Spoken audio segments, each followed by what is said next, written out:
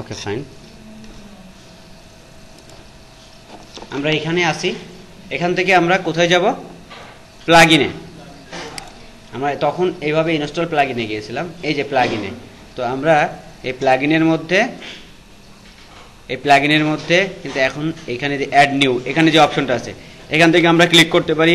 এখানে যখন আগে যে পজিশনে ছিল সেই পজিশনে থাকলে, আমরা যদি ইনস্টল প্লাগইনে থাকি তাহলে এখানে আমি দেখেন ইনস্টল প্লাগইনে যদি থাকি তখন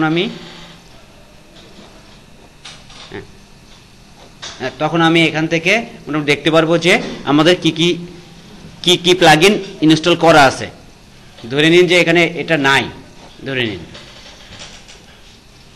ইনস্টল প্লাগইনের পরে আছে অ্যাড নিউ থেকে আমি নতুন প্লাগইন অ্যাড করতে পারি বা সার্চ করতে পারি। তাহলে অ্যাড করতে গেলে এখানে কিন্তু একটা লিস্ট দেওয়া আছে। আমাদের এইসব প্লাগইন আমাদের প্রয়োজন নেই, আমাদের যেটা দরকার সেটা। তার জন্য আমাদের এখানে কিওয়ার্ড সহ অথর ট্যাগ এভাবে সার্চ করা যায়। আমি কিওয়ার্ড লিখে সার্চ প্লাগইনের এখানে যে সার্চ দিলাম, অল ইন ওয়ান এসইও লিখে সার্চ দিলাম। তো সার্চের যে রেজাল্টটা আসলো এটা আসলো। এটাকে আমরা করলাম কি অ্যাক্টিভ করলাম,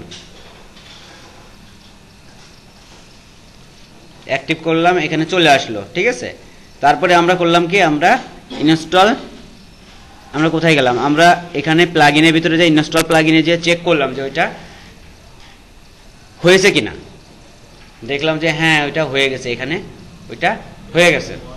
আমরা ওইটারই কিন্তু এখান থেকে আমরা এসইও সেটিংয়ে যেতে পারি। অন দ্য আদার কেস এইখান থেকেও আমরা এসইও সেটিংয়ে যেতে পারি। দেখেন এই ড্যাশবোর্ডের নিচে আরেকটা অপশন হয়ে গেছে, অল ইন ওয়ান এসইও। এখান থেকে আমরা যাই। আমরা এখান থেকে যদি জেনারেল সেটিংয়ে যাই তাহলে আমরা দেখব যে এখানে ওই সেই একই জিনিসটাই আসছে, যে canonical URL, no pagination, enable custom canonical URL, use original title, use scheme.org, log important, home page সেটিংয়ের এই যে জিনিসগুলো, সাইট সেটিং, এরকম অনেক বিষয় আছে এখানে। দেখছেন এখানে কিন্তু অনেক বিষয় আছে কি না? ফাইন। তো আমাদের আপাতত আমরা অত বেশি নিয়ে যদি এখন দেখাশোনা করতে যাই তাহলে আমাদের মাথা একটু হ্যাং হয়ে যেতে পারে। যে জন্য আমরা আপাতত হোম পেজের যে বিষয়টা আছে সেটা নিয়ে একটু কাজ করে দেখি। তো হোম পেজের যে বিষয়টা আছে সেটা নিয়ে কাজ করতে গেলে আপনি দেখেন হোম পেজের টাইটেল, আমরা যে টাইটেল দিয়েছিলাম এখানে আমাদের মনে আছে, দিয়েছিলাম কি যে Jewel is one of the best freelancer. আচ্ছা, তো আমরা এখানে টাইটেলের মধ্যে কিন্তু ওই জিনিসটা চেঞ্জ করতে পারি, কারণ এটা যখন অ্যাক্টিভ তখন আমার এটাই হচ্ছে আগে নিবে সবসময়, তারপরে ওই আমার সাইটে যদি কিছু সেট করে থাকে সেটা নিবে। বুঝতে পারছেন? হোম ডেসক্রিপশন, তাহলে আমি ডেসক্রিপশনে ওখানে কিন্তু আমার পেজের মধ্যে ডেসক্রিপশনে কিন্তু কিছু নাই। আমি যদি দেখি এখানে কোনো ডেসক্রিপশন সেট করা নাই, কিন্তু আমি এখানে কিন্তু একটা ডেসক্রিপশন সেট করতে পারছি। ডেসক্রিপশন দিলাম যে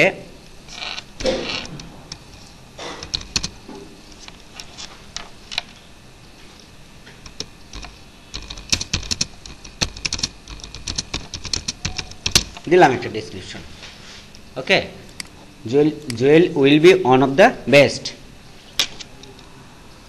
আচ্ছা, use static font page instant, এখানে আরেকটা জিনিস আছে, এটা নিয়েও মাথা কামানোর কিছু নাই, ডিজেবল করা আছে, ডিজেবলই থাক। সাইট সেটিং, রিরাইট টাইটেলের মধ্যে এনেবেল, এটা এনেবেল আছে, ওই টাইটেল যেভাবে রিরাইট করা আছে সেভাবেই হবে। হোম পেজ দেখেন, হোম পেজ টাইটেল ফরম্যাট শুধুমাত্র টাইটেল দিয়ে হবে। ওই যে আমরা পারমাল লিঙ্কে যে সেটিংটা করেছি না, হ্যাঁ, সেটা কিন্তু আসলে এইটাই ছিল, পেজ টাইটেলটাই আমার ইউআরএল হিসেবে দেখাবে। হ্যাঁ, পেজ টাইটেল ফরম্যাট দেখেন, এখানে ফরম্যাটের আগে দেখছেন এইভাবে আছে ব্লক টাইটেল, প্রথমে পেজ টাইটেল তারপরে ব্লক টাইটেল। পেজ টাইটেল আমি কি সেট করেছি, প্রথমে সেটা যাবে, তারপরে এরকম, তারপরে এটা থাকবে, তারপরে ব্লগের যে টাইটেল আছে সেটা থাকবে। এইভাবে এখানে কিন্তু হিউজ মানে একটা বড় সরু সেটআপ। 404 টাইটেল পেজ, যদি ওই পেজে না থাকে তাহলে কি লেখা শো করবে, nothing found for a request word, এটা হচ্ছে কোডিং, এটা আপনারা চেঞ্জ করবেন না কখনো, কিন্তু আপনারা এইটুকু চেঞ্জ করতে পারেন যে নাথিং ফাউন্ড অথবা we did not find out, ঠিক আছে, লাইক দ্যাট এরকম। তো custom post type setting, SEO custom post type, এগুলো নিয়েও আপাতত আপনাদের মাথা ঘামানোর দরকার নাই। ওয়েব মাস্টার ভেরিফিকেশন, এইটা আমাদের লাগবে, এটা আমাদের লাগবে খুব শিগগিরই। ওয়েব মাস্টারের ভেরিফিকেশন আমরা বলেছি না যে গুগলকে আমাদের অথরাইজ করে দিতে হবে যে আমাদের, তার মানে আমরা এই টুলসের মধ্যে থেকে আমরা খুব সহজেই ওখান থেকে আমরা একটা কোড পাবো, ওই কোডটা এখানে বসাই দিলে পরেই গুগল ওয়েব মাস্টার এটাকে ভেরিফাই করে দিবে। এই ধরনের কিছু বিষয় আছে, বিং ওয়েব মাস্টার সেন্টার এবং পিন্টারেস্ট সাইট ভ্যালিডেশন। গুগল প্লাসের ডিফল্ট প্রোফাইল, এইটা গুগল প্লাসের আমাদের যে প্রোফাইল আছে সেই প্রোফাইলটা এখানে দিয়ে দিতে পারি। ডিজেবল গুগল প্লাস প্রোফাইল, দরকার নাই, ডিজেবল দিলাম। Disable site link search box, এটা সাইট লিঙ্কের সার্চ বক্স, এটা আলাদা, ওটা আপাতত ইয়ের দরকার নাই। এখন যেটা সবচেয়ে ইম্পর্টেন্ট সেটা হচ্ছে Google analytics ID. Google analytics ID, এই গুগল অ্যানালাইটিক্স আইডি কিন্তু আমরা বসাবো। আমরা কিন্তু আজকে বলেছি যে গুগল অ্যানালাইটিক্স আমরা সেটিং করব আমাদের সাইটে। তাহলে আমাদের এই সাইটটাতে আমরা এই এখানে কিন্তু কোড বসানোর জায়গা আছে, তাই না? এটা একটা প্রসেস, আরও এরকম অনেক প্রসেস আছে কোডকে নিয়ে খেলা করার, বা কোড কিভাবে আমি আমার ওয়েবসাইটে দিব। তো আমরা এই প্রসেস যদি যাই, খুব সহজ, যে শুধু ওখানে যে কোডটা দিবে আমাকে সেই কোডটা এখানে আমি বসাবো, বসালেই আমার ভিজিটর কাউন্টের যে জিনিসটা সেটা সেটিং হয়ে যাবে। তার মানে আমি পরবর্তীতে আমি গুগল অ্যানালাইটিক্সের যে লগ ইন প্যানেল আছে সেখানে ঢুকলে আমি এই ওয়েবসাইটের সব ডিটেলস গুগল অ্যানালাইটিক্সে পাবো। বুঝতে পারছেন? আচ্ছা, এখানে হিউজ বিষয় আছে, আমরা আপাতত করি কি, সেভ করি, আপডেট।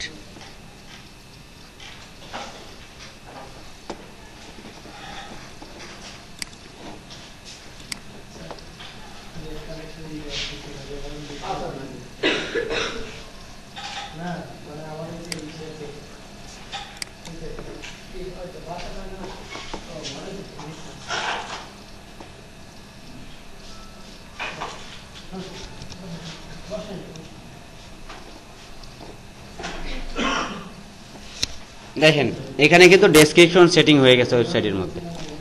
কি ছিল? Jewel will be one of the best, এটা দেখছেন ডেসক্রিপশন হিসেবে নিয়ে নিছে। তার মানে গুগল যখন এখন এই ওয়েবসাইটটা ইয়ে করবে, ক্রাউল করবে, তখন কি করবে, বা ইন্ডেক্সিং করবে, তখন করবে কি, ডেসক্রিপশন হিসেবে সে এটাকেই সে তার বেজর হিসেবে নিবে। বুঝতে পারছেন? আর টাইটেল তো আমরা আগেই সেট করেছি, এটাকে টাইটেল হিসেবে সে নিবে। ওকে, ফাইন।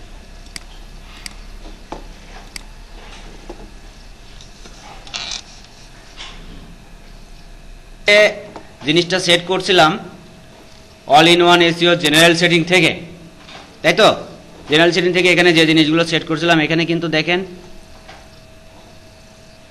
একটা জিনিস দেওয়া আছে যে most search engine use maximum 160 character for the home description. তার মানে আমরা এখানে যেটা লিখবো অবশ্যই যেন আমাদের 160 ক্যারেক্টারের বেশি না হয়। আমরা কিন্তু এই ইয়ের থেকেই পেয়ে যাচ্ছি, আমরা এর আগে কিন্তু ইয়ে করছি, মুখস্থ করার চেষ্টা করেছি বা জানার চেষ্টা করছি, আমরা একটা টুলস থেকে কিন্তু এখানে পেয়ে যাচ্ছি খুব সহজে। তার মানে আমরা এখানে যেটা লিখবো সেটা 60 ক্যারেক্টারের বেশি যেন না হয়। টাইটেলে যেটা লিখবো সেটা যেন 57 ক্যারেক্টারের ভিতরে হয়। আমি বলেছিলাম কত, 60, তাই না? এখানে আরও কমাই দিচ্ছে 57। তো এরকম আর কি। আপনার home page title format, page title এখানে আমি চেঞ্জ করতে পারবো। এখানে মাঝখানে যে এই যে এটা আছে, এটার পরিবর্তে আমি কমা দিতে পারবো। এই যে এইটা মানে দুইটা পেজের মাঝখানে পেজকে ইয়ে করার জন্য এটা করা হয়। আসলে অনেক সময় ডবল পেজ থাকলে একই রকম টাইটেল বা একই রকম ওই হোম পেজের টাইটেল, কিন্তু যখন এই যে এই মাঝখানে এই জিনিসটা ইউজ করা হয়, যেমন পেজ টাইটেল, তাহলে পেজের টাইটেলের পরে ওইটা হয়ে তারপরে যেটা কমন সেটা আসছে ব্লক টাইটেল, তাই না? তাহলে ব্লক টাইটেল যদি সব হাজার হাজার পেজ করেন তাহলে প্রত্যেকটা পেজই আলাদা হবে, কারণ প্রত্যেকটা পেজের টাইটেল কিন্তু আলাদা। যার জন্য ডুপ্লিকেটে যে এটা কিন্তু তখন ধরবে না, বলবে এটা আলাদা, পেজ টাইটেল আলাদা। কিন্তু একই পেজ টাইটেল যদি দুইটা ইউজ করেন তাহলে পরে ডুপ্লিকেট কন্টেন্ট ধরবে। কিভাবে বা কেন? আমরা যদি এখন যাই পোস্টে, অল পোস্টে গেলাম, আমরা জাস্ট একটু কেয়ারফুলি দেখেন, অল পোস্ট, অল পেজে গেলাম, আমরা পেজ বানিয়েছে না, অল পেজে গেলাম, বাপ্পিতে গেলাম, এডিট দিলাম, এই পেজের টাইটেল আসলে কি, এই পেজের টাইটেল কিন্তু চেঞ্জ হয়ে গেছে এখন। বাপ্পি, তারপরে দেখেন কি আছে, বাপ্পির পরে কিন্তু এই যে একটা, এটাকে কি বলে, হ্যাঁ দাড়ি বলে, যাই হোক যাই এটাই বলে বলো। আচ্ছা, তো এই জিনিসটা তারপরে এটা আমার দুইটাকে কিন্তু ভাগ করে দেওয়া আছে। টাইটেলটা কিন্তু এখন কিন্তু চেঞ্জ হয়ে গেছে, Jewel is one of the best freelancer, এটা কিন্তু হোম পেজের টাইটেল, হোম পেজের টাইটেল। এই পেজের টাইটেলের আগে কিন্তু বাপ্পি যোগ করে দেওয়া হয়েছে, যার ফলশ্রুতিতে কি হয়েছে, ওইটা এবং এইটা দুইটা টাইটেল এক না, আলাদা, যার জন্য ডুপ্লিকেট কন্টেন্ট নাই।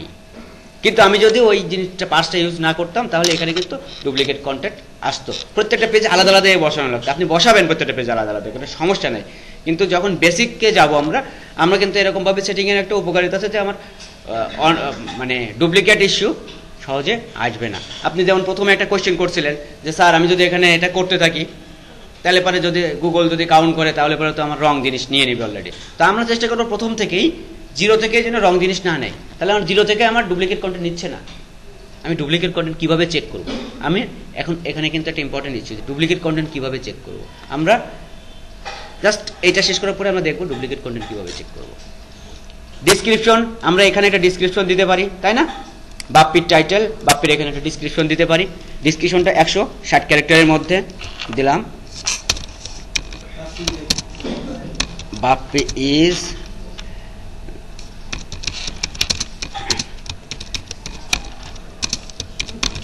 ঠিক আছে, মানে আমার পিকচার ইউজ করে বাপ্পির নাম ইউজ হচ্ছে তাই দিয়ে দিলাম, instead of Sagar.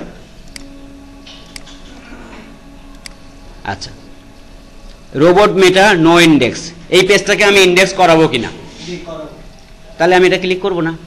No follow, এই পেজটা কি নো ফলো, আমি যদি নো ফলো ক্লিক করি এখান থেকে করে দিতে পারি। রোবট মেটা কি নো ওডিপি, আচ্ছা robot meta Yahoo, no Yahoo directory, এটা হচ্ছে no Yahoo directory, disable on this page post, আর কিছু দিলাম না, আমি এটাকে কি করলাম, আপডেট দিলাম, আপডেট দিলাম। তাহলে আমার এই বাপ্পি পেজের কিন্তু এখন ডিসক্রিপশন আমরা সেট করতে পারছি। আমরা কি সেট করতে পারছি, তার টাইটেলটা আমরা এখানে বাপ্পি পেজে যাই, এখানে বাপ্পিতে ক্লিক করলে বাপ্পি পেজে ঢুকবে। আচ্ছা, তাহলে এই পেজের আমি যদি এখন ভিউ পেজ সোর্সে যাই, আমরা এখানে দেখব যে পেজ টাইটেল দেখছেন চেঞ্জ হয়ে গেছে। প্রথমে কিন্তু এটা চেঞ্জ ছিল না, আমরা ওই টুলসটা ইউজ করার পরে এটা চেঞ্জ হয়ে গেছে। আচ্ছা, তারপরে ডেসক্রিপশনে যেয়ে দেখেন Bappi is instead of Sagar picture, তার মানে এটা পেজ ডেসক্রিপশন হয়ে গেছে। এবং আমরা যখন সেটিং করলাম তখন কিন্তু আমরা নো ফলো দিলাম না, এই পেজটা দেখেন, এই পেজটা নো ফলো পেজ হয়ে গেছে, ইন্ডেক্স করো নো ফলো, তাই না। তাহলে আমরা এখান থেকে এইভাবে খুব সহজেই কিন্তু সব কিছু সেটিং করতে